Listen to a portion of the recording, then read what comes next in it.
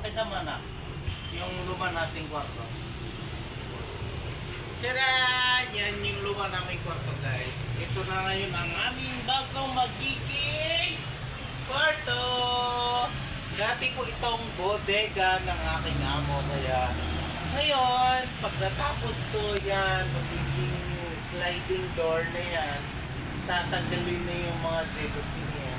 Tapos itong mga basa-basa sliding door na rin to. Yan, tapos bibili ako ng double deck para magkasya kami dito sa maliit na kwarto. Dati kasi itong bodega guys, tambakan ng mga kung ano dito. Kaya yun, pag natapos to, kasi may kisame na, tapos bibili na lang yung amo ko daw ng ano, ng lolyo. Yun, pwede na. Pwede na kami lumipat ulit pag natapos ang buong bahay ng renovation. Abangan nyo guys ang full house tour. Pag natapos, sobrang ganda.